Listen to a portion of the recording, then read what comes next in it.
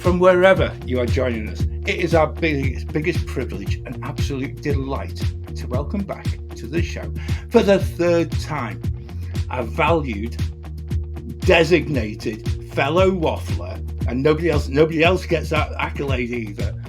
Someone who has provided all of us with so much positivity, love, hope, and strength over all our years of being a podcast. But now, for the very first time, we can welcome our very first Disney Legacy Award cast member to the show. If you are a long-time listener, you might have already guessed. If you're new to all this, you are in for a real treat. Welcome to the Great British Mickey Waffle. Now my wheels in motion and my windows open with the wind blowing in my hair. I'm driving down the highway, gonna do this my way. I can feel it in the air. Here I go.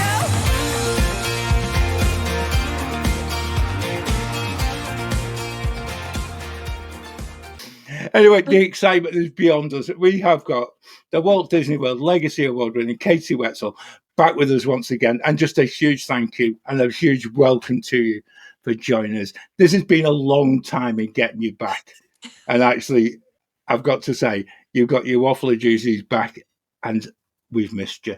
Oh my gosh. I've missed you all too. I'm so delighted to be back, and I know it really has been quite a while since I've been back with you all, but I know the last time I was on, I promised that there would be some questions on my end, and I can assure you, I came ready. I thought I was being smart doing my homework for this show as well, because I went back. It was actually a show that went out February 2023, which was your second time. Yeah. Second time. So actually, we're talking like 2.5 years.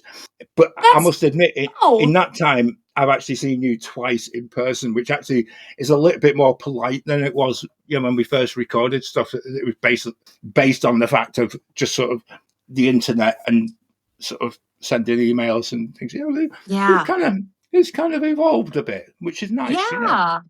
Oh my gosh, yeah. Well, and also too, I mean, I think we can all probably say this, like interacting in person, getting to meet people in person, when there's that sort of energy exchange, there's just nothing like it. I mean, and of course, we're so lucky that we have all this technology that can connect us all when we live, miles upon miles upon miles apart. But yeah, it was such a treat to finally meet you in person. I mean, really, I think at this point now, I think before the last time we recorded, had I met Ben and Becca yet? Anyway, I think I've met all of you now in person, which is so crazy. Which is superb.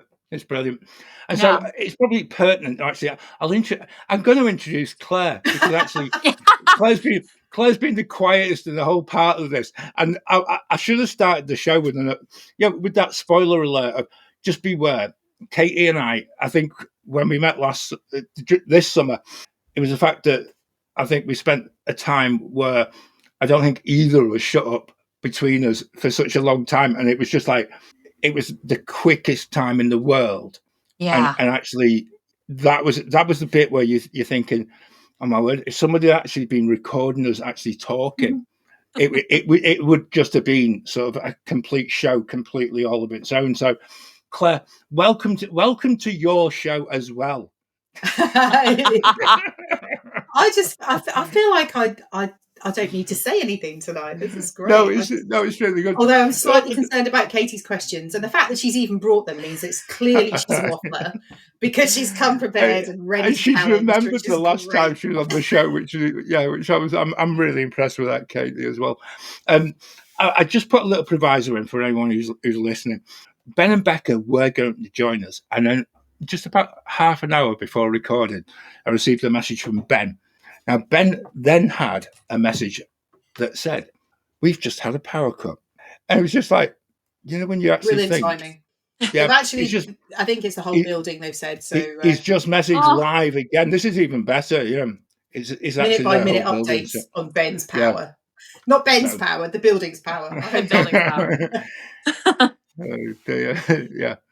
So we went back. So February 2023, last time we went on, right? You were newly married. Mm-hmm. And I know as we record this, I think, was it your third? Was it second? Third. 3rd anniversary, isn't it? Because Yes. again, saw your socials on that. The show had just reopened, and actually life was actually coming together. And actually, when we go back and listen to the very first time you were on, you see this journey you've been on, which is Yeah. actually which is absolutely massive. And I'm gonna bring it back to the here and now, and we'll probably work backwards and then go forwards, and then probably just do what we normally do and just take it wherever it takes us. But very recently, you sent me a little video, and I had to remain tight-lipped and not tell anybody, as you were awarded that little shiny blue cast member badge and a Yes. Disney recognition. And I from the bottom of my heart, I can't say just how proud we all are of the fact that you actually got this award. But a legacy award is just like, how on earth did that happen? And actually, to be more honest with you, how did you actually feel? Because it blew my mind when you sent the video to me, and I'm like, oh my word, this is beyond my wildest thoughts of what you would be awarded. So, Oh my gosh. tell us. Yeah. It was I still get a little bit emotional thinking about it, because it's what makes the Walt Disney Legacy Award so unbelievably special is that you're nominated by your peers.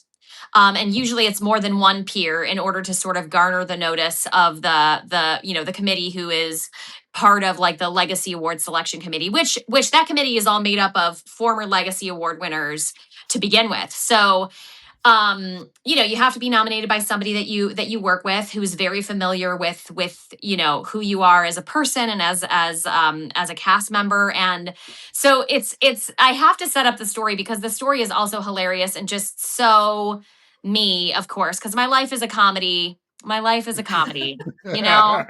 And that day that I received the Legacy Award, some very, very dear friends of mine were flying in to spend the weekend at my house. And so I was just in the midst of getting everything ready. And so that morning I had to work the morning shift over at Finding Nemo. And so I was sort of trying to plan out my morning. And I was like, okay, well, I do need to get another workout in before going to actually do the show. And then I have to pick up these pastries for the girls. And I have a whole checklist of things. So I go to do my workout class, and I have the choice between I can go home and take a shower before going to work, or I can go and pick up these pastries for the girls and drop them off and go home. And I was like, I normally come home, take a quick shower, and then go to work.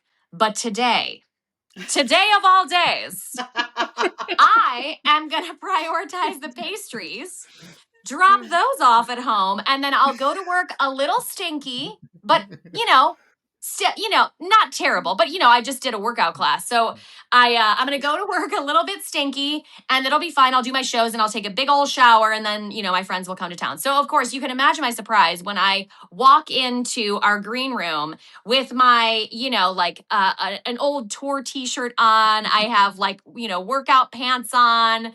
And I see these banners for the Legacy Award, and I was like, oh, and we had a Legacy Award a couple weeks back. So, there were some people that I thought might be receiving it. So I was, looking around the room and just sort of like, so excited for whoever it was going to be. And so they called us to company meeting. And this is also, so again, imagine me, sweaty hair on top of my head, old tour t-shirt on. And then, typically the way of it is for me, as soon as I get into to work, I start putting my foundation on. And so I'm coming out for our company meeting. I had just slapped on all my concealer. And so you can see me like tapping in my concealer all over my face as we're sitting down, and my manager, Bob, starts talking about, what an honor the Walt Disney Legacy Award is, because, and it really is. I mean, it's awarded to less than 1% of all Disney cast members. It's really super special. So he's talking about how special the award is. And so I'm still tapping in my concealer and looking around the room, looking for the two people that I think that might be receiving the award. And I'm just smiling to myself, oh my gosh, they're going to be so surprised. And then he announces my name, and I feel like the world stood still for a brief moment. And of course, then I immediately just burst into tears. And one of the most special parts about receiving the Legacy Award is they read your entire nomination that somebody had written about you, which is just, I could get emotional just thinking, but because, oftentimes you don't hear all the wonderful things that people are saying about you, behind your back, or, like the wonderful things people are saying about you behind your back. And so to hear what an impact, my journey, not only as a performer, but as a person at our stage, meant to someone that I work with. And you don't ever find out who it is. I later did find out, I did some sleuthing, to find out who it was, but it was just so unbelievably special. And then, of course, they're like, "Come on over, let's take some pictures." And I was like, "Yeah, let's take some pictures." And actually, in the video that one of my castmates recorded of me, I'm like, "But I look so terrible." Anyway, but it was so magical, so sweet, and just hearing those words, that somebody had written about me were so special. And so yeah, and then I got this really beautiful, shiny new blue name tag, and we actually just had the Legacy Award celebration.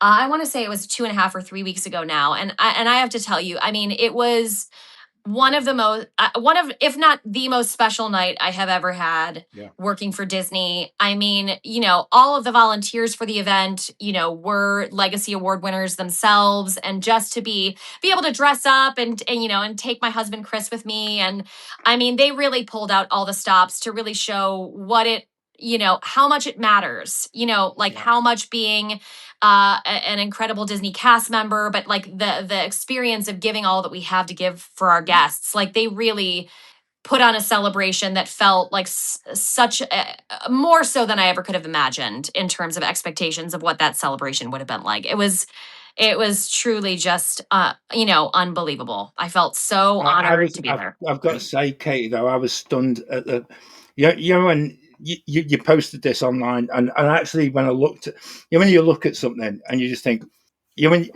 I think your natural anticipation of an award ceremony is that kind of stuffiness where sort of the management and it's their night, and it's that, and this wasn't. This was the fact that this was a proper celebration of true Disney ethics, true Disney sort of coming together as a family, and that sort of really surprised me. And I've got to say, going back to what you said originally about receiving the award, I was actually choking up a little bit, because actually I think that kind of sums you up, is the fact that you turned up that day at work. Okay, yeah, I'll leave the sweaty gym stuff and things like that, but you were expecting somebody else to receive that award, and you're not the type of person who actually goes to work ever expecting that bit of, well, maybe it's my turn, and it's not, and that's not you. And I think the way that you've actually framed that is so beautiful, because actually what it shows is that inner person that you are, that actually understands of how you celebrate other people way more than you celebrate yourself. And I think that's probably the best way of trying to describe it to our listeners, that that's your core.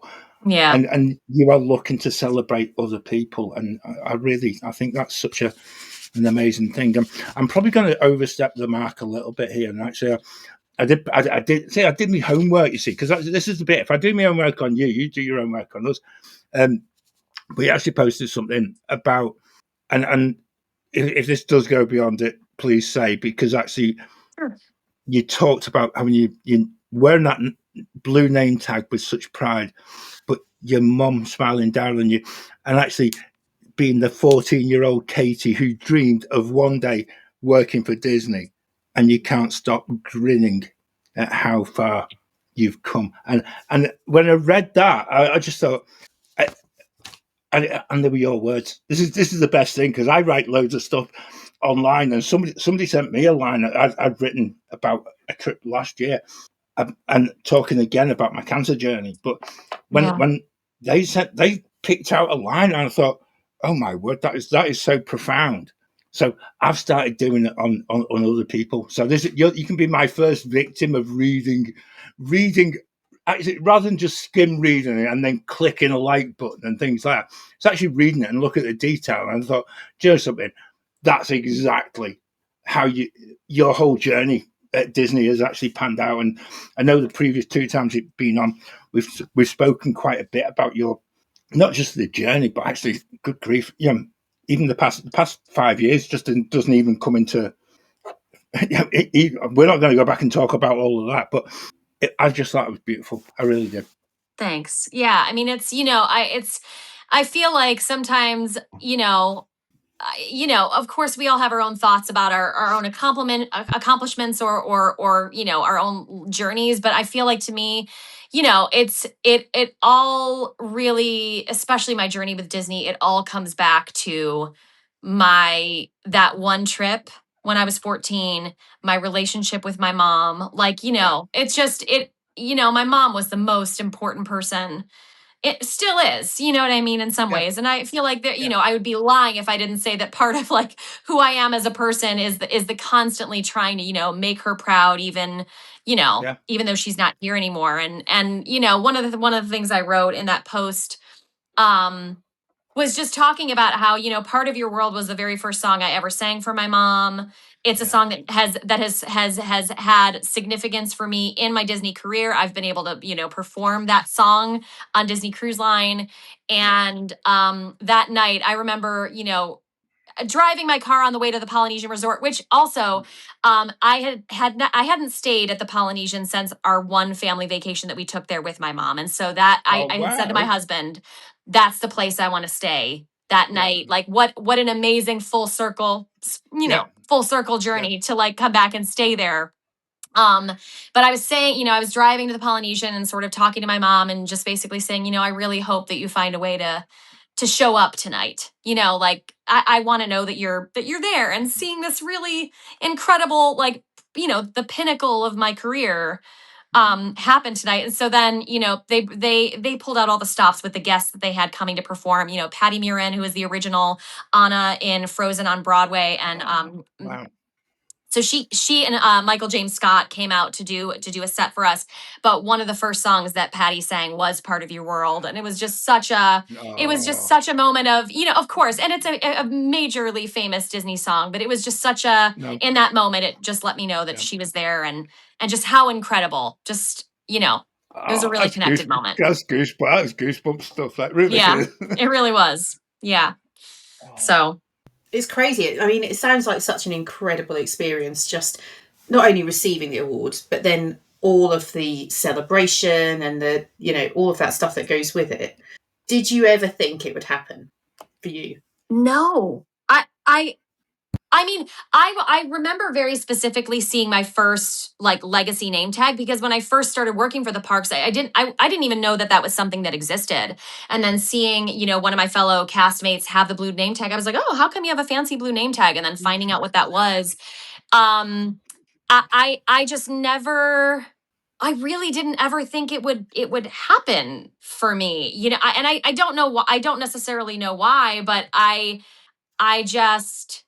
it just never occurred to me. It just never really. And obviously, when the nomination cycle begins, like there's all sorts of announcements, like, hey, if you have somebody that you'd like to nominate for a legacy award, and I would go on and fill out the form for somebody. But I guess I just never really thought that it would be me. I wish I could say like, yes, oh my gosh, it's something that I've always wanted, but I guess it just never even occurred to me to even want it. And that's the thing. I think you've highlighted that actually. It's not something you try to achieve. It's not something that, you work towards. It's something that has happened because of the work that you do and because of the fact that you care about what you do every day. I do. Well, and it's also like I am a very tiny cog in like a very large operation. And that's the other part too, is there are so many unbelievable cast members who have really powerful Disney stories, who are out there doing such incredible work on a daily basis that, I mean, yes, I'm going in there and I'm giving 100% of whatever it is that I have to give that day. I'm leaving it out on the stage, but there's so many people who are doing that on a daily basis as well. And I mean, it's kind of the Disney difference. Like our cast members are the reason why Disney is what it is, in my opinion, We did a show not that long ago about how to be a good guest. Claire.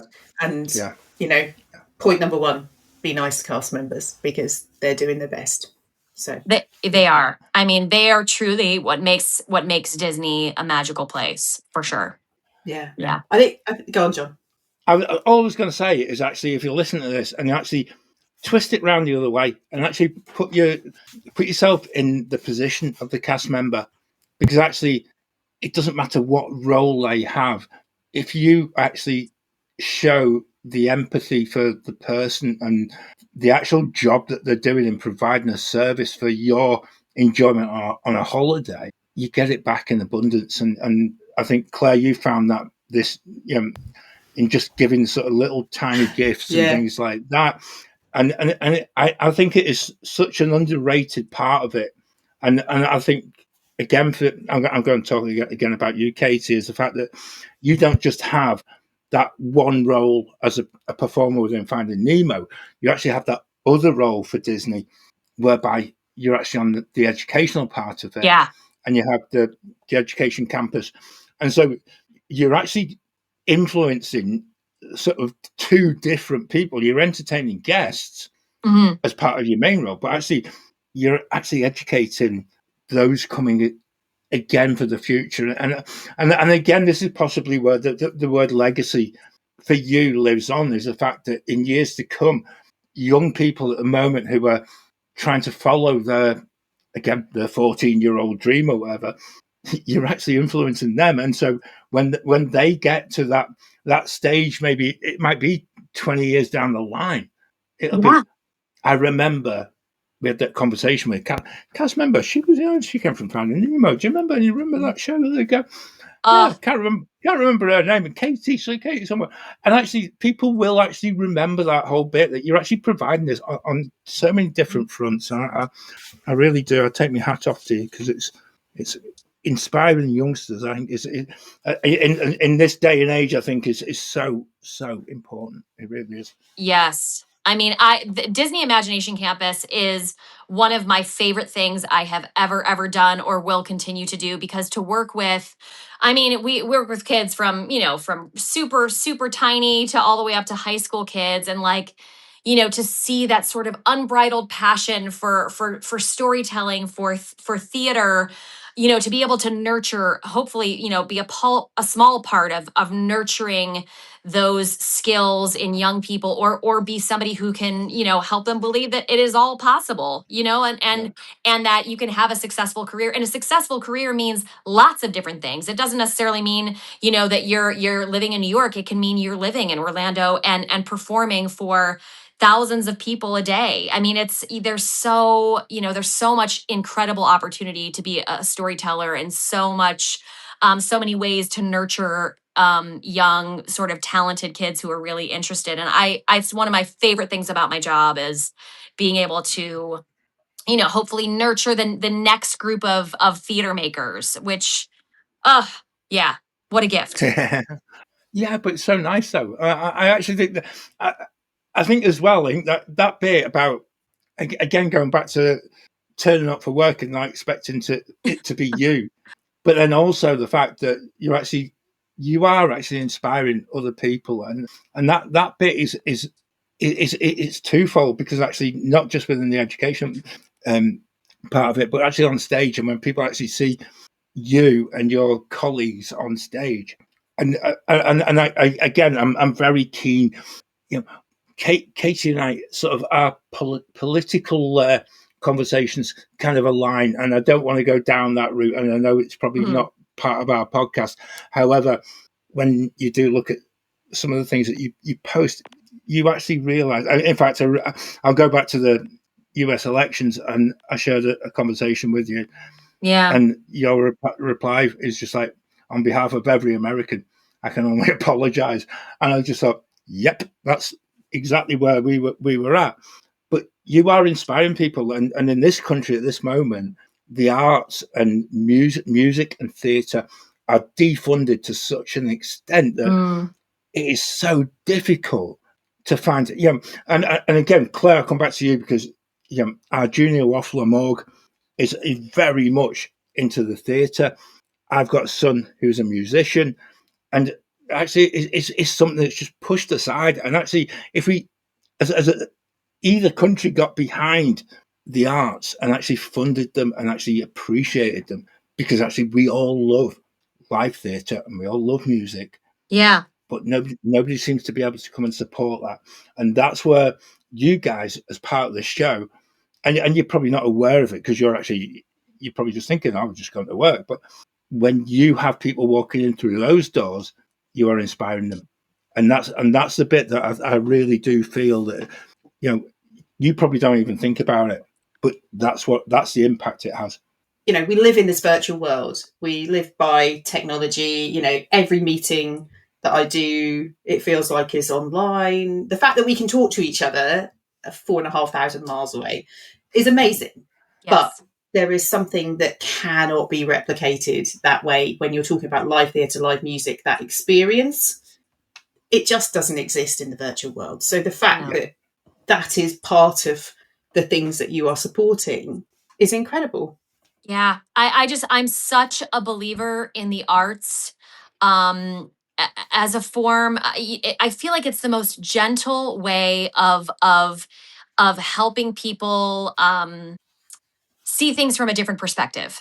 I think it's a way you present a story to somebody and they get to infer different meaning from it. They can sort of go inside and kind of examine what that story means for them and for their lives. And I think that that's one of the most important and powerful things about the arts and music, is it has the power to do that. And I think, having arts programs in schools, having arts be accessible to absolutely everyone is so, so, so important to me, because I truly believe that it has the power to be an instrument of change for people, of social change, and all of that. So I really, yeah, we're all in alignment that we really love the arts, and it's just such an important part of, our day to day, and moving forward.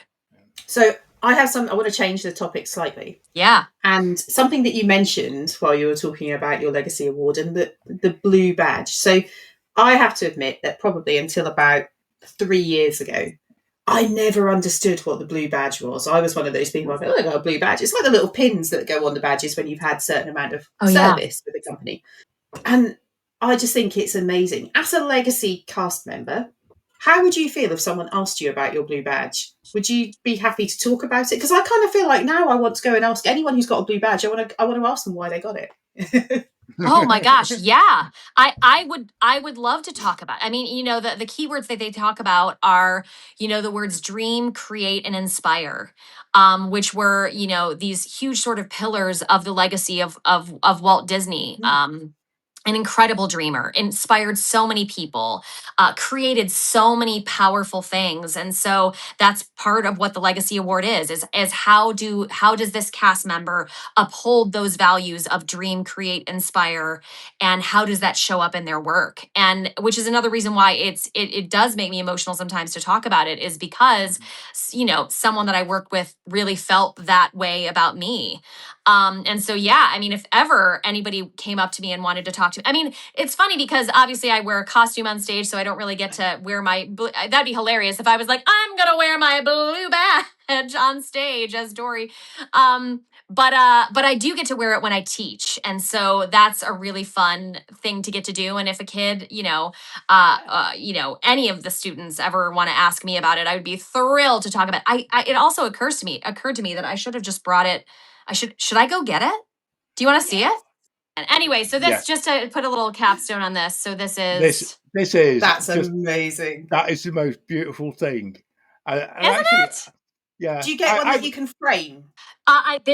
There's like a huge one that you could like do something with, and then there's a huge plaque with a photo of Walt Disney in it. It was such a. You think of one of those big fundraiser checks or something. Yeah, kind of. Yeah, it does kind of look like that. Beautiful. Amazing. That is gorgeous. I've got to say, it's one of those things that you look at, and actually, I can't think of a person more deserving of that. Oh, not just for your role, but also how. Again, maybe we should have a waffle one, Claire. I think this is it, and we'll get a waffle blue badge, a waffle blue badge for Katie, just for the simple. Oh, the waffle. She's been back 3 times. She got the t-shirt, she got the beer mats. So we're on to something here, Yeah, we'll think of something.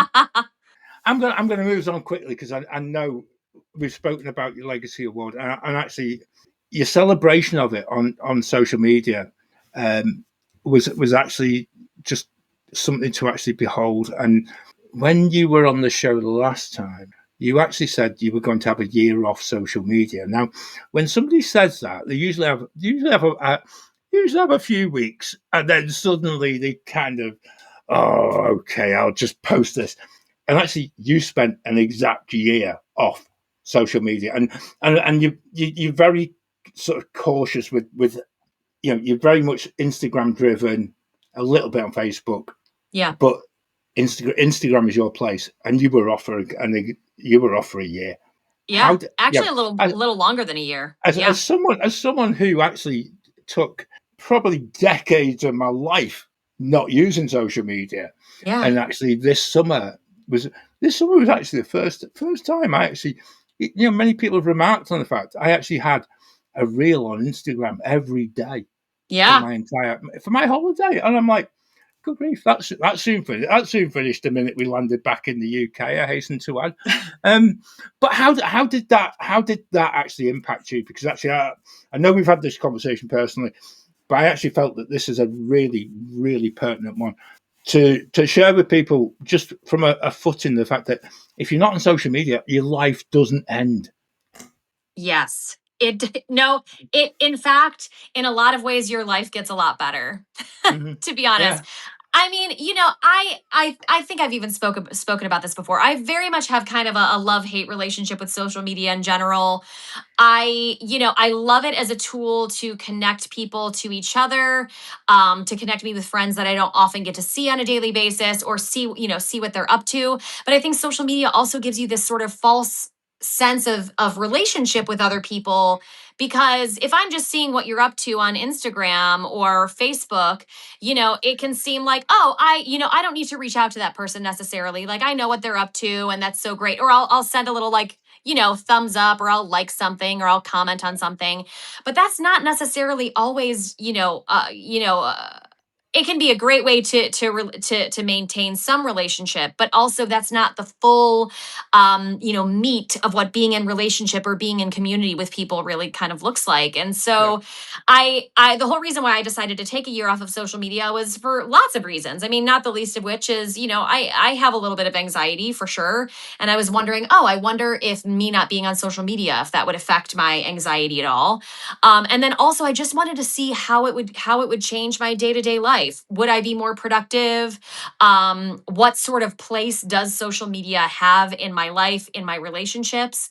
And it really was an enriching experience. I mean, this I will tell you, it didn't stop me from being addicted to my phone. That definitely didn't happen.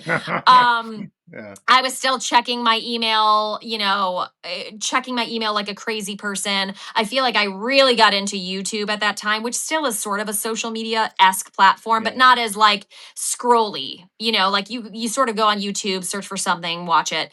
But it really was fascinating. And I think it really forced me to not only just get out and be a person in the world more, but also, do not quote me on this, but I've read something akin to this, that, that sometimes if you put some of your happiest memories on social media, you will start to equate how wonderful or worthwhile that experience was by how many likes it gets. And therefore, if it doesn't get as many likes as you think it should, it can start to diminish how wonderful that memory actually was. And when I read that really freaked me out, because there are a lot of things I think are really wonderful. And so now, I mean, I will still sometimes post some of the highlights and wonderful things, but I feel like I'm a little bit more discerning now about when I post, or what it is specifically that I post, or how much I share about it, because I really want to keep the really like most juicy, wonderful, magical parts sometimes just for me, or to share with people in person as opposed to on a social media platform. So yeah, I mean, it was definitely eye-opening. Do I wish I could go back to being off of it? Yes. Do I think I can right now? I don't know. I don't know. Can I come back to that? Because actually, what I would say is the fact that what you post is some of the most positive and uplifting and thought-provoking material. Oh, thank you. And that's a bit that I actually even as I started the show, that whole bit that is your inner self comes through in that. And actually it's not you're not got that bit where you're bragging about this, that, oh, I've done this, I've done that. It's very much about sort of life, and that's the bit I actually really enjoy is the fact that, I'll wake up in the morning, I'll click on this. I don't go on Instagram, but Instagram's just a tool beyond probably my reach. I've decided I'd much rather get grumpy on Twitter, because it suits me just being grumpy on there, because everyone else is grumpy as well. But you go on there, and then you see the bit at the very top on the phone, and it's like it's a toss of the coin. It's either Claire's posted something or you've posted something. So again, it's that whole thing of like, oh, click on Claire, and it'll be Claire's been drinking, or Claire's dogs have been doing something. That's the other one. Because as we're recording, dog's birthday, I'll put that in the show as well. Yeah.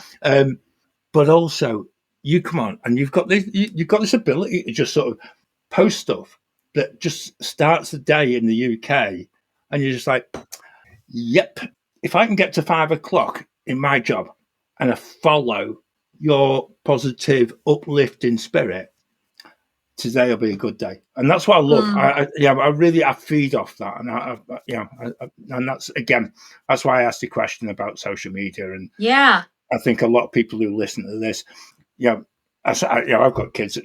My kids are just on the social media all the time, and it's just like they're on far too many different places that I can't really be bothered to just go and explore. Sure. I think, when you're having a different conversation with the same person in 2 or 3 different platforms, that's when it's getting a bit ridiculous. That's not right. That does happen. Life's too short, Claire. I can't be bothered with that. I was going to say something else. So But you know what, John? I absolutely agree with you in terms of that positive stuff that Katie shares. And often I think, oh, can I steal that? And I never do. I'm just like, oh, please. I wish you would. Steal it, because it's amazing. And it does give that positive energy. And, I'm all for that. Often, I try in anything that I share, I try and do something either a bit provocative, because that's the kind of person I am, or something positive. I very rarely share anything negative at all, just because it gets, people are doom scrolling all the time. And actually, if they pick on something that goes, oh, actually, that gives me a different feel, rather than, everything's awful. There's so much grumpy people on social media. Sure. That actually like having me. that positive energy just absolutely counteracts it. And I love the fact that, every time I see that Katie's posted something, I'm just like, yay, it's going to be something that I love. So, Oh, I'm so glad. Thank you. I really do try as best. And sometimes sometimes I post things that aren't necessarily as positive, but I feel like are informative or important things that people need to know are happening. But in general, I like to post positive things because, again, I just really am such a believer right now in that, we need more things that bring us together and highlight the ways that we all want the same things, and we all we're all on this spinning blue ball together, and the only way out of any problem is together. And also just, I also just really love posting things about, your own internal work, your own personal growth and personal healing, because at the end of the day, the only person you're running a race with is yourself.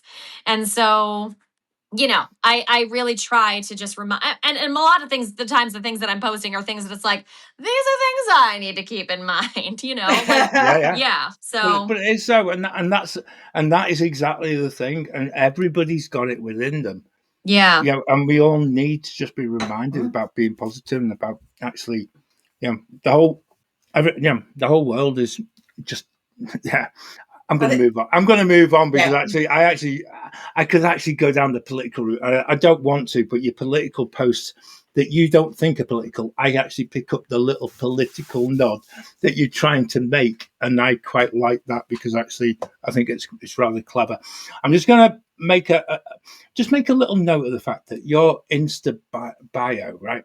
And this is actor, lover of wine, asker of questions, travel junkie, and Disney. Now, And- with that part of the show where I actually think we're just going to hand this over to you, and Claire and I are just going to. I'm just going to say, and that's why we're friends. Yeah, I mean, come on. All of the above. it. That You could know? That could describe any of us. Yes. Yeah. Yes. Yeah. I think that's exactly it. And I love that because actually, I actually felt that in that order, that's probably exactly why we do this show. So it's just a little bit close to home. But I'm going to push this across to you because Yes. the last time you were with us, you threatened us with questions. Yes. And actually, yeah, for 2.5 years, I've actually been. I think the British description is papping myself as to what questions you're going to actually come and ask us, because actually this could be proper podcast car crash stuff, couldn't it? Like, we could be in trouble here, Claire. I'll tell you. No, I promise you are not in any trouble. As a matter of fact, I created some questions for this particular episode that will be very light and fluffy. Still, maybe a challenge to answer, but I got to ease you into the really deep questions. Do you know what I mean? Okay. I think there's another podcast in the future which is a complete spin over. Katie takes over. I think yes, and maybe that is the next one. I do a complete takeover. I think that would be even better. That's great. Yeah, we might. And it will be sooner than 2.5 years from now. Excellent. All right. So the questions I have for you, I'm calling this Disney Goats, Disney Greatest of All Times. That's the question. That's the general theme of the questions. Yeah. I'm going to start off a little, hopefully easier, and they may get a little bit harder as we go. So the first one I'm going to start off with is for you personally, what is the greatest Disney snack and beverage of all time? What is it? Where do you get it? Let me know. Oh, great. Go on, Claire. Okay. So beverage, I'm going to go Grey Goose slushy from France in Epcot. Mm-hmm. Has to be done every single time. Absolutely. And I know it's a bit basic, but actually it's really delicious. And on a hot day, it's perfect. Delicious. And snack, I love a Disney pretzel. Mm. The salty pretzel. And actually, if you can get some from the Epcot booths, if there's a festival going on that's selling like a chocolate fondue, the salty pretzel and the chocolate fondue together is the win. So yeah, I'm all I don't do sweet stuff. I'm not a sweet dessert, like sugary drink or anything like that. So the sour lemon drink and then the salty pretzel, that's for me. A winning combination, I would say. That's a good choice. Okay. Yeah. I'll go with that. Challenge extended, John. Right. Beverage. White sangria at any place in which you can actually get white sangria. Although I must admit, the back of the Morocco Pavilion is quite nice. But if you go to the Polynesian and you actually sit at the bar, you get the full experience of it. It's actually quite, it's quite a thing. But yeah, a white sangria, and then also the food one. I'm going to go for the udon noodles at Katsura Grill, which again for people who are actually listen to this repeatedly, it's a bit like a soup. That's why I love the fact you count that as a snack. Yeah, well, exactly. I actually because I can't eat so much. I can't. It's one that probably if it was that case, it'd be ice cream. I think that's the other one because that's an easy one for me to eat. Oh yeah. Go on, For Katie. sure. Hit us with the next one. We can take this, right? I can take that. You can take it, and then John, you are going to have to start first. Yeah, I mean, you tossed it to Claire the first time. I'm tossing it to you immediately. This is like penalty shootout stuff, isn't it? There we go. Yeah, I bought myself time on the first one. You see what I did there? Oh, I know you did, but I'm putting you in the hot seat. All right. So, greatest of all time attraction. Easy, because actually every time I'm asked this and every time there's a new ride and you could say Guardians and things like that, I always come back to Tower of Terror every single Nice. time. It's unbeatable as an absolutely as an attraction, as an experience, as a whole thing that you just never know Yeah. what the ride on that particular time is going to be. But more importantly, who's in that elevator? Who's in that elevator with you? Because actually, the experience of being there with either someone who's never been on the ride before, and there's maybe like a young child in particular, where they've been told is like, it's okay, we'll be fine. You've done this, and then you get this high pitched yelp as Oh, you that's get me. to the. It's just brilliant. I just love it. I love every moment of it from start to finish. I think as an attraction that just will forever remain, and the longer it stays in Walt Disney World as the Twilight Zone, and they don't overlay it like they have Yeah. in other places. Just brilliant, absolutely brilliant. Love it. You like the Schadenfreude of other people screaming, is what you're saying, John. I just like the fact that it's just dead funny when you, It's and then you see the ride photo and you see someone, and you're It's there. my hair. My you're hair there is with- always like you're up there here with your arms, somewhere. you're there with your Yeah, arms yeah. up and things like that, and you've got this picture of someone, and they're just like, Yeah. and they're just like, and they're holding on for dear life. It's brilliant. It really is. Claire, what is it for you? So I think the greatest of all time isn't actually my favourite attraction. But I think for me the greatest Disney attraction of all time has to be the Haunted Mansion and the derivatives of Phantom Manor in Disneyland Paris and Mystic Manor over in Hong Kong. I just think the whole concept of Haunted Mansion, the design of a doom buggy, the fact that you can't, the directional pointing of what you need to look at and what you shouldn't be looking at, and all of the different visual effects that were, let's face it, theatre-based visual effects that are utilised. I think the staging of it, the soundtrack, all of that stuff just is the perfect dark ride that's not too scary, but it's got enough little bit of jeopardy for the kid to go, ooh, not sure about that hand coming out of the piano. Yeah. But I love it, and I think it's just, and it is a great attraction. It isn't my favourite attraction, but I do love it, and I think that for anyone who wants to understand what Disney tries to do when they're staging something as an attraction, that is a prime example of what they do best. Oh, yes. I love that, and I would agree. Amazing. Okay. We have I'll just do two more. I'll do two more. Okay. So the next one is greatest of all time land or area in a park, and where? Oh, good grief. I know. Claire, you're first on this one. Do you know what? I'm going to take one and go World Showcase. Done. Oh. Okay. I'm going to mic drop moment. World Showcase for me is absolutely underrated. People don't understand it. They just think it's about eating and drinking. Go and talk to the cast members, learn about the countries, find something out, find the hidden details, go back, see all the stuff. Don't just think it's a walk around a hot pathway. Yeah. Oh, yes. Love. I'm going to chicken out, and I'm going to say that actually is the ultimate answer to that question. But it is though, and for all the reasons. And Claire and I have spoken about this many, many times.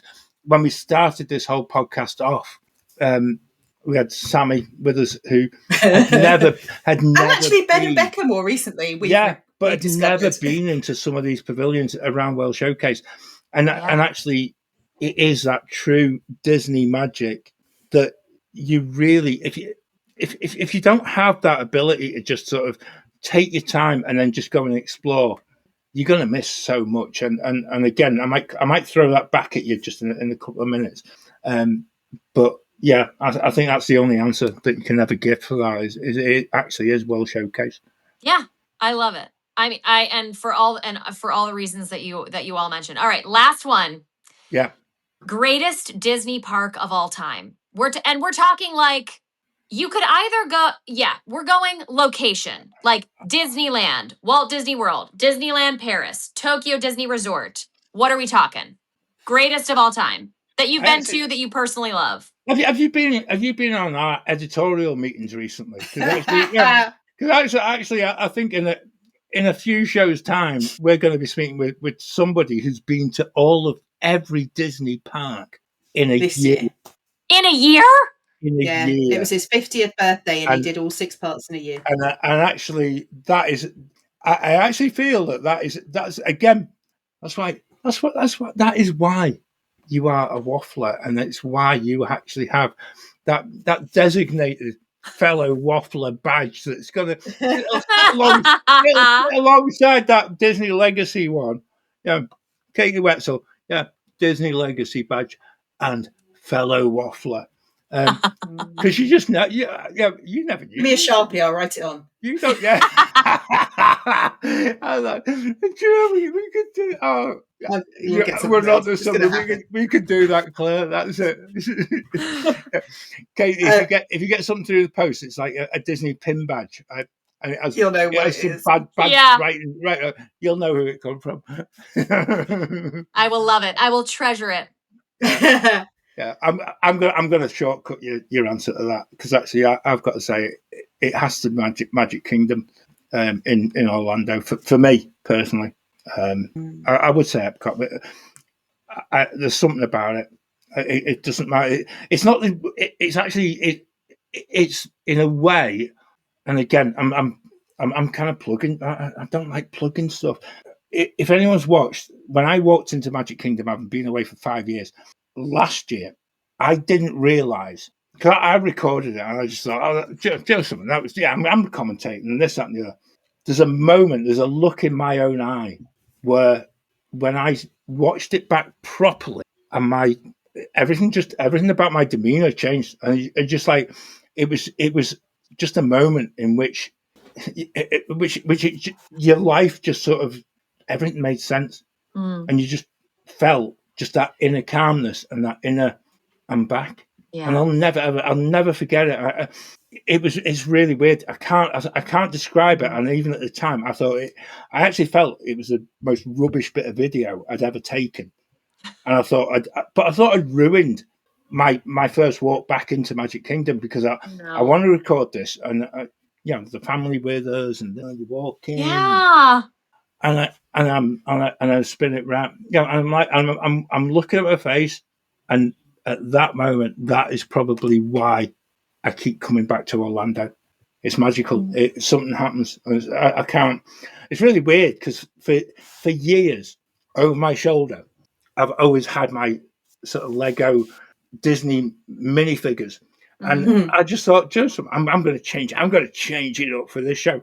But I never actually realised that we're going to ask that question. But again, here you leave today and enter the world of yesterday, tomorrow, and fantasy. And actually, what amazing words from Walt. I just think, that was meant. You were meant to ask that question as well. So there you go. Claire, what about you? I think we're doing all right with these questions. We're doing a bit of a tag team here. I think she's going easy on us.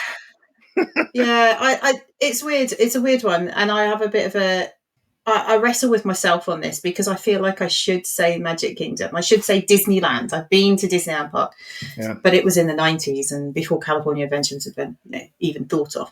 And then I think, I should say Disneyland Paris. I've been over 50 times. I love that park. It's beautiful, and I love the theming. But for me, it will always be Epcot. How John feels about the castle, I feel about Spaceship Earth. Yeah. That's just that. There is nowhere else.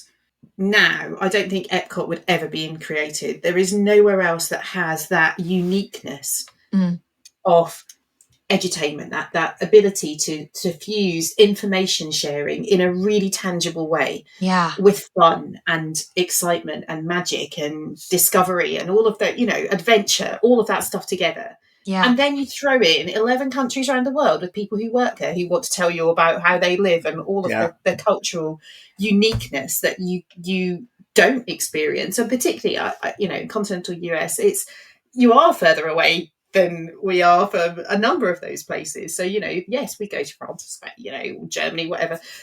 It is such a different experience. And, plus throw in that Morgan worked there in the summer. Yeah. You know, for me, it will always be Epcot. If someone says to me, you can only go to one park, it will always be Epcot. Yeah.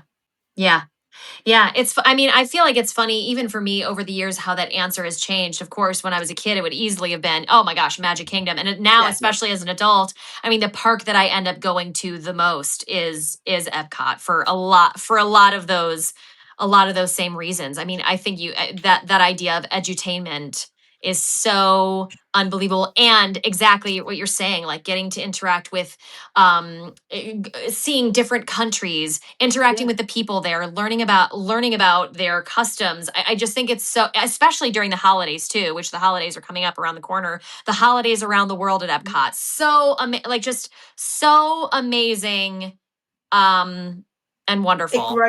It grows that worldwide community in a place where people feel safe to have that conversation and to say, tell me about what you do.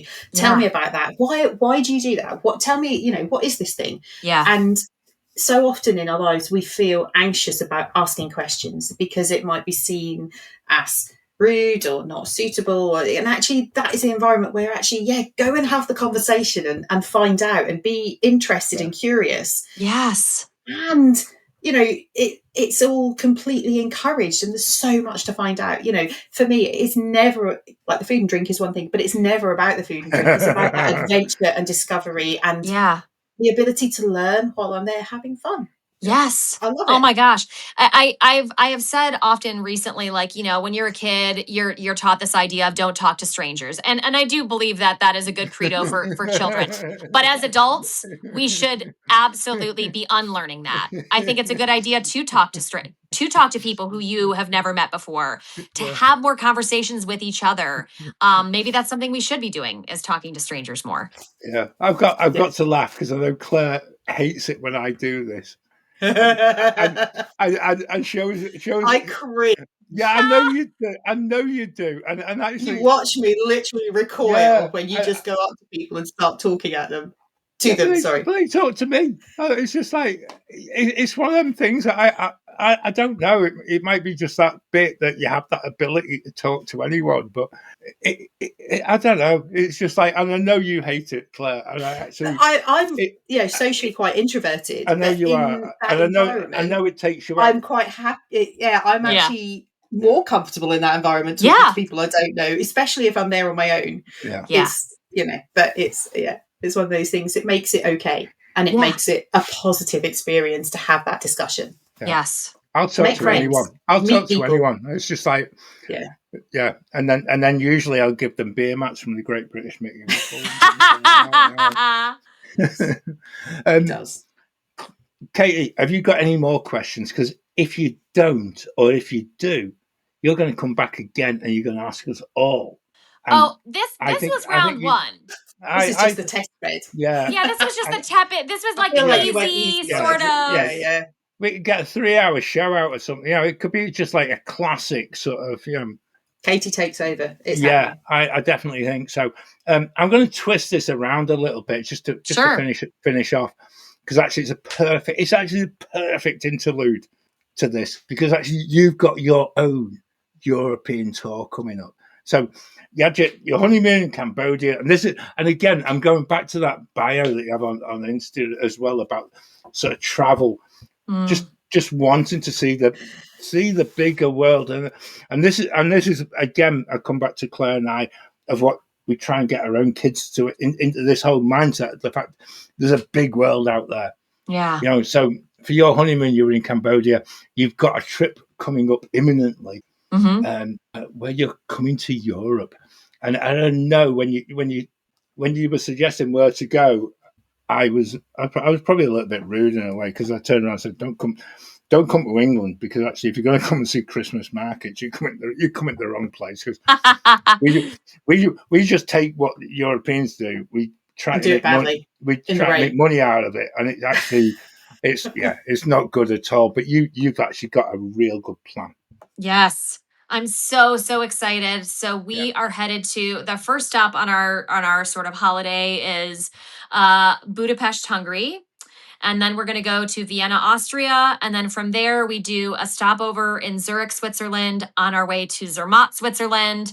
And then we head to Strasbourg, France. And then we finish in Paris. And then we'll head home from there. I'm so excited. It's been over a year in the making, crafting this trip, doing all the research, and I'm so excited. I mean, I've never taken a vacation at the winter time. I mean, I grew up in Ohio, in the United States, which is like, very lots of winter, lots of it. But now that I live in Florida, the idea of experiencing winter is just such a novelty that it's, this idea of like going and exploring the Christmas markets and mulled wine and just, getting a different perspective right now, I think is just going to be great. I hope you're taking plenty of big coats and thermals. Yeah. It's funny because just listening to where you're going, Morgan, I think, has done 2 or 3 choir tours in some of those places, certainly Budapest, in like the second week of December. Yeah. It snowed. It was icy and snowing, but it was incredible. He will rave about it. So and Vienna, it's going to be amazing. I'm so excited. Couldn't be more excited. Yeah. To be honest with you, this is the bit where I'm not sure, Kate, if you know, we've got a junior Waffle series where Morgan Josh has started doing their own podcast. Yes. And actually, Morgan. Maybe we should invite them on when Katie takes over. I know. You should. Yeah. Thing is, like Josh has gone out tonight, right? Because he's just back from Europe. He's been so many places. He's gone out. He's going to be gutted that he's not back in time to say hello. And actually, when you get someone he's going to have FOMO in the morning, it's just like, I was too late. I was too late. I totally think that we should pair them up with Katie in the next show. Morgan he's done a master's in theatre making and is currently training to be a secondary school drama teacher. So I just think this conversation needs to happen. I would love it. As we record this, Josh has just started his first day at work today in a secondary, and he's gone out in a secondary school. Yeah, he's gone out. He's gone out bowling. He's driving anyway, so we're all right. Katie. Yes. Where did the time go? I know. I feel like we get on here and we start talking, and then here we are. You know what I mean? Like this could be like we could go for hours. We could go for absolutely hours. And it's true. I'm gonna say a massive thank you to you, not just for giving your own time, but also for going over time as well. But I think on behalf of everyone at the Great British Meeting, can I just share that pride of your Legacy Award and just that whole bit about you being you. And I think, when we go back to the first show that we recorded during COVID times and things like that, all those days we don't like to talk about, but we all need positivity in our lives, and we all need to be reminded that, at the end of the day, just like a bit like Mickey and Fantasmic, the good guy always wins. Yeah. And I think we don't get enough of that in our own lives. And I think that is such a powerful message that you send out in your social media. It's such a powerful message in how you live your life. And I can only say a massive thank you, because actually your friendship means the world to all of us, but the way you live your life is such an example to so many others. So thank you. I really appreciate you being on the show. Thank you so much for having me. I love seeing you all in person over this platform. I'm so grateful to always, sit down and have a conversation and have a proper waffle. So thank you so much for having me. And next time I am taking over completely. Yeah. I think we've been told, John. I think we have. I definitely think so. Can't wait. Yeah. That has been just, as a show, I can't. I actually feel. I can't believe how quickly the time has gone. No, I actually feel it's been a roller coaster as well. I can't recall. Emotional roller coaster. Yeah, and I can't recall doing a show where I think we've all been just taken sort of in so many different places. It's been amazing. And if you've got to this part of the podcast a massive thank you. Do go and check out the 2 previous shows that we did with Katie. Yeah. She is actually one of the people that you ever meet in your life. She is an inspiration, but she's truly deserving of that Legacy Award. And exudes positivity and sunshine. That's how I describe her. Yeah, you can't fail. I'm at this bit. I need to go and do something a little bit. I'm not a runner, but I need to go and just sort of let off a little bit of just that whole bundle of just what she is, and she, like I say, it's been the most amazing thing to become a friend on the back of what we do as a podcast, and I can't wait for her to come back. She will be back again. Oh no! The thing is, there's no question. No, there isn't. Again, as we finish off, please check out all of our other stuff. Go and check out our socials as well. We're at GB Mickey Waffle across the whole host. Katie Whetsell, just do a search on her stuff as well, because actually, just have that coming up on your feed is just so amazing every morning. And go and see her perform. If you're going to Walt Disney World in the future, go and see Finding Nemo.